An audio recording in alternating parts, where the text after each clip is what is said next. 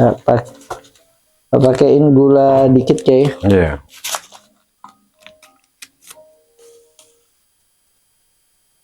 Ini ngopi di Hotel Red Top. Sebelum obrolan tentang apa ini? Ini ya Kiai. Iya.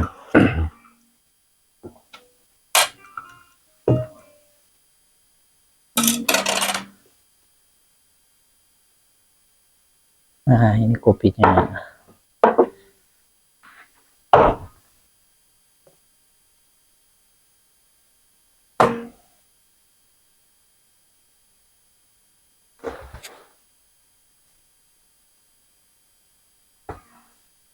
Kiai, boleh kelihatan nggak ke kamera? Ini kemana? Ke saya berarti ya? Iya, Hanya saya? Iya. Kiai nggak apa-apa ngobrol tanpa kelihatan ya? Ya, justru itu yang aku minta. Baik teman-teman, Assalamualaikum warahmatullahi wabarakatuh. Selamat datang di Beranda Harisman, berbincang bersama Anda. Ini podcast perdana saya, dan saya senang untuk membicarakan hal-hal yang sebetulnya saya sendiri ingin dengar gitu. Selama ini saya punya guru, tempat saya bertanya hal apapun yang ingin saya dengar. Beberapa kali kami berdiskusi dan menarik, saya ingin mengabadikan obrolan ini. Sayangnya beliau tidak mau ditampilkan dalam bentuk gambar. Jadi obrolan ini akan menampilkan saya sendiri di depan kamera, namun Anda bisa mendengar suara kami berdua, termasuk suara beliau. Saya ingin mengobrolkan hal-hal atau pendapat-pendapat minor dalam agama Islam. Ini juga sangat terkait dengan peristiwa belakangan, Kiai. Jadi belakangan itu sedang mengemuka isu penistaan agama gitu. Apa khususnya terkait dengan kasus Al Zaitun dengan pimpinannya yaitu Syekh Panji Gumilang gitu. Itu bagi banyak orang beliau dianggap nyeleneh, menista agama Islam dengan beberapa pendapat kontroversial, antara lain dengan mengatakan Quran itu sebagai kalamnya Muhammad. Kemudian saat sholat tidak harus safnya rapat, justru beliau menganjurkan supaya berlapang-lapang dalam saf sholat. Kemudian jamaah perempuan bercampur dengan jamaah laki-laki. Apakah betul hal-hal seperti ini dapat disebut penistaan terhadap agama, khususnya dalam agama Islam? Kali ini tema yang ingin saya bicarakan adalah tentang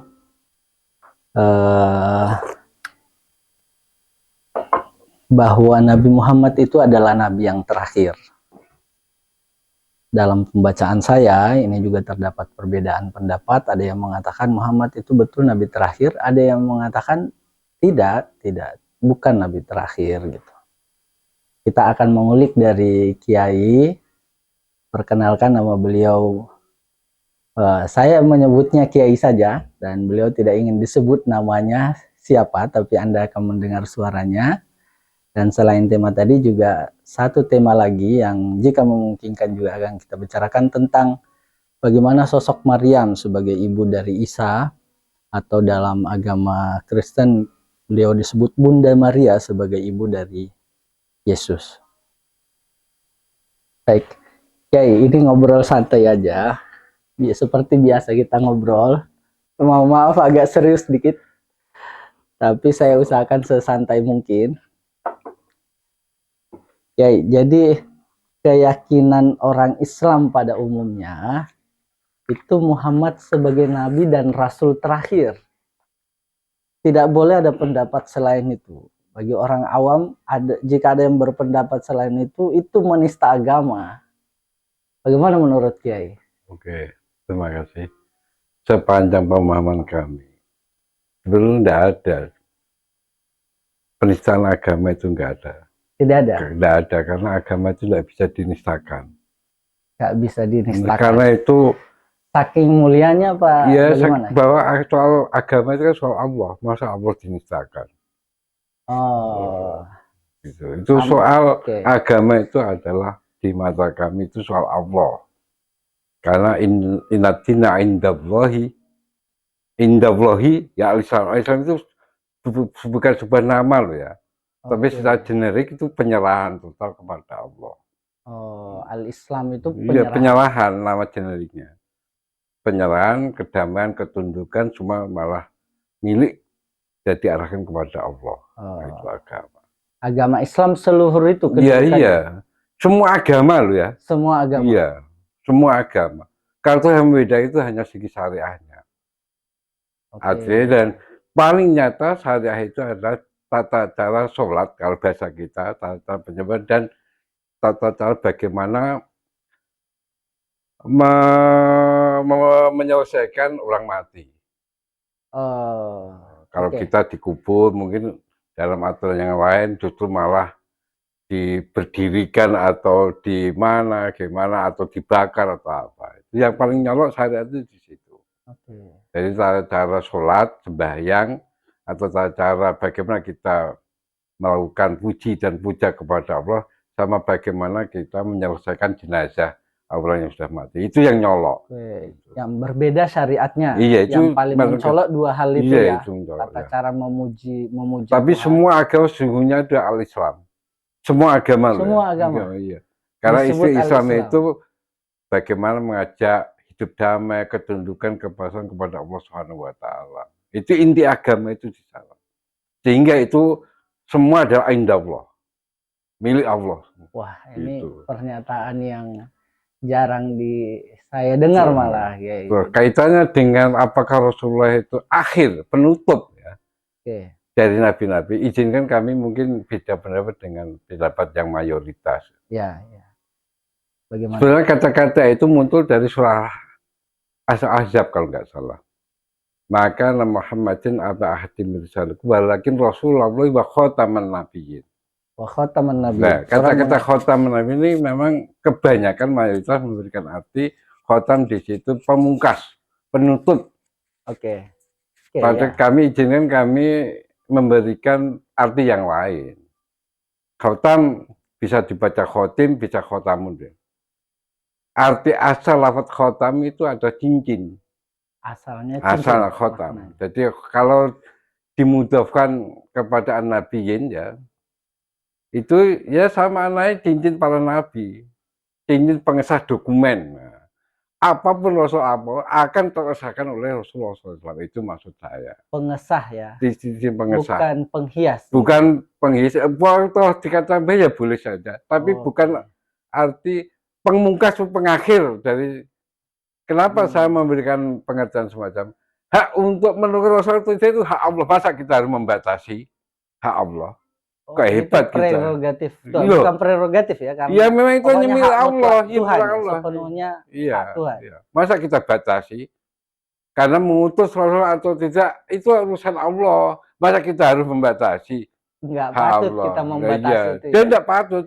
Gitu loh. Oke. Itu kenapa kami memberikan arti lafaz khatam di situ adalah cincin pengesah atau penghias. Oh, jadi ajaran-ajaran yang terdahulu akan disahkan oleh Rasulullah SAW. Oke. Konkretnya gimana itu, Kiai? Bahwa akan dibenarkan mulai Nabi Adam sampai nabi-nabi kalau toh seumpama ada. Oke. Setelah Rasulullah ada setelah Nabi pun akan kesinambungan gitu loh.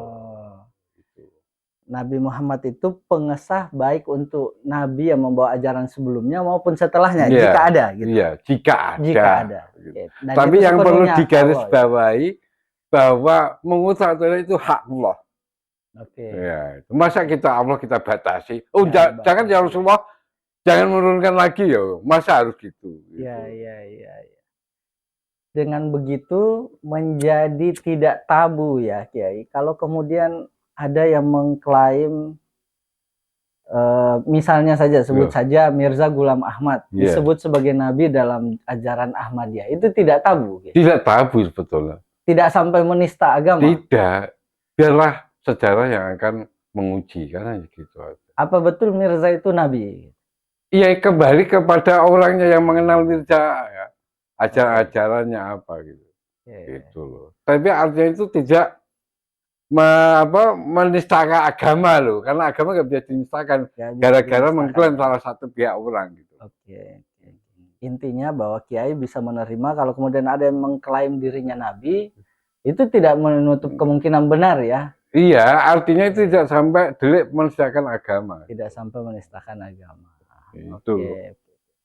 Sebenarnya dari mana sih asalnya ada teori atau konsep bahwa Muhammad itu nabi terakhir? Apa Muhammad sendiri menyebut dirinya nabi dan rasul terakhir? Oke.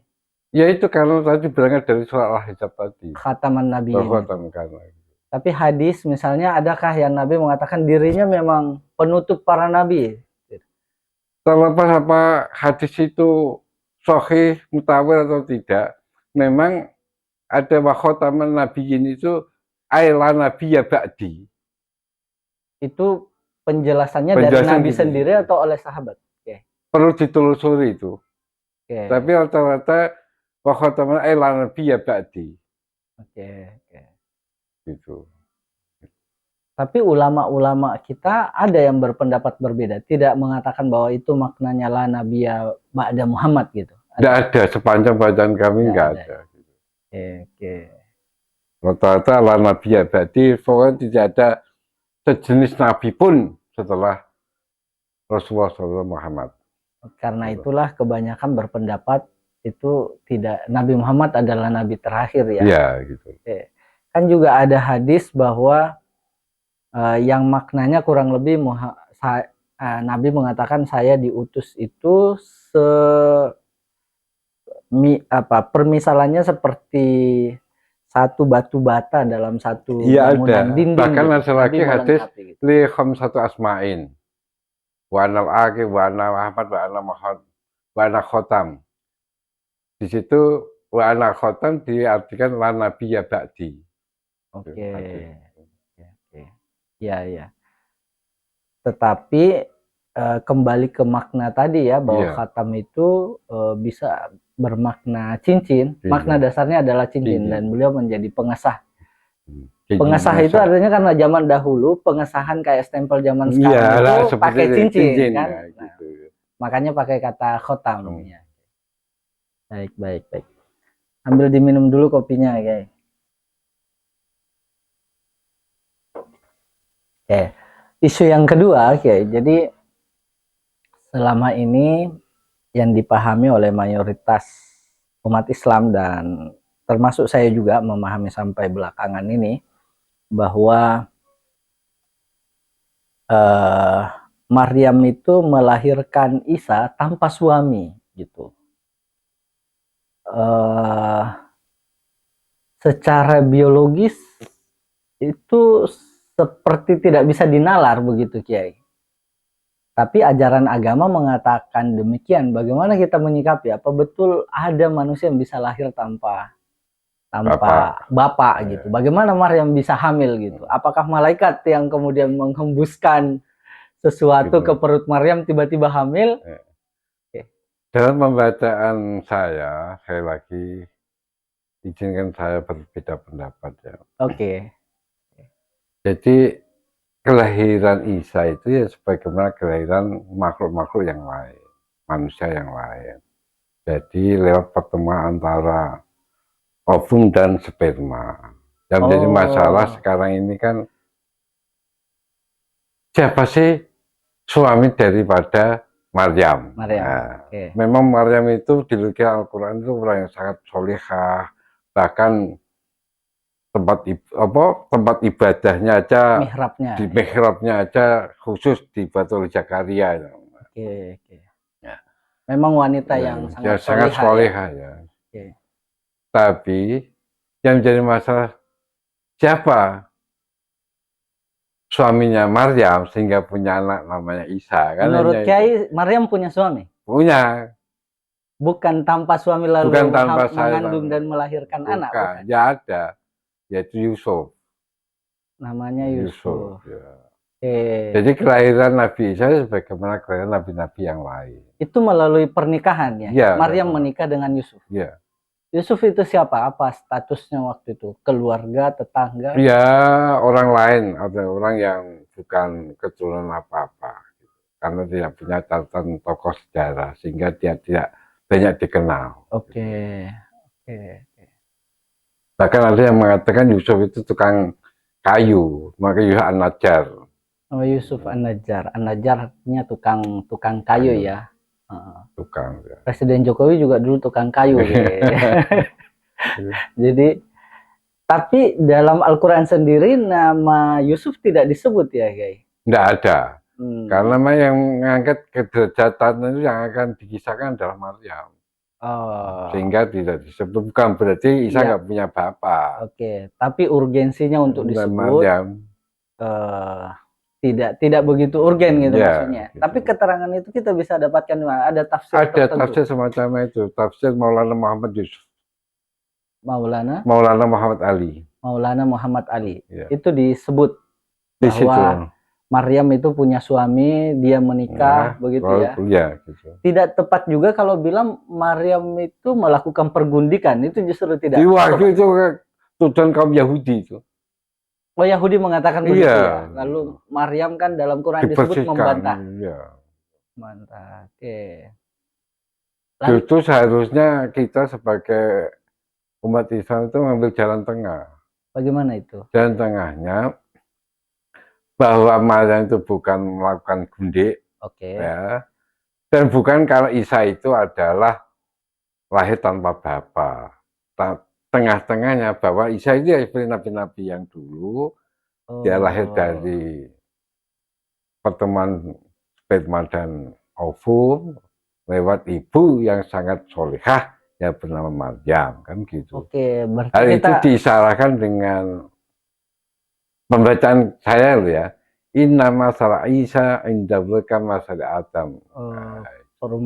Perumpamaan Isa itu ya, seperti Adam. Seperti Adam itu simbol manusia-manusia yang berbudaya. Wah, tapi ini makin menarik ya. Kalau disebut Isa itu seperti Adam. Ya. Karena selama ini tafsirnya adalah Isa itu tanpa bapak, Adam ya tanpa bapak dan ya, tanpa itulah ibu. Kami beda. Adam di situ yang di situ sebagai ikon dari manusia-manusia yang berbudaya. Manusia yang berbudaya. Bukan nama satu sosok Adam itu. Bukan Adam yang awal manusia pertama kali, bukan. Tapi dia sebagai simbol. Sebutan untuk manusia yang sudah berdaya. Ya. Oke. Jadi Adam itu bukan suaminya Hawa begitu? Bukan. Lalu Hawa, sosok apa Hawa ini, guys? Memang wanita, satu sosok wanita? Iya, artinya bukan yang ingin saya katakan bahwa Adam itu simbol dari manusia yang berbudaya gitu. Bukan Adam dalam pengertian manusia pertama kali yang diturunkan Allah ke muka bumi gitu. Yang dimaksud oleh ayat tadi begitu ya yang dipahami oleh Kiai. Jadi Adam itu ya manusia seperti kita ini yang kelahirannya bisa dinalar secara keilmuan ini ya, biologi ya. Dia lahir dari pertemuan antara sperma dan ovum begitu ya. Oke. Wah. Ini semoga kita tidak termasuk menista agama, tapi karena saya bicara dengan seorang kiai tentu ada dasarnya. Saya berusaha menangkap apa yang disampaikan oleh beliau. Semoga teman-teman juga setidaknya mendapat insight baru atau setidaknya memantik rasa ingin tahu lebih banyak. Silakan teman-teman mencari referensi yang lebih jika ingin mengetahui lebih banyak. Demikian obrolan saya dengan guru saya. Teman-teman, sampai jumpa di podcast berikutnya. Terima kasih. Saya tak ya. Ya, oke. Karena sudah waktu.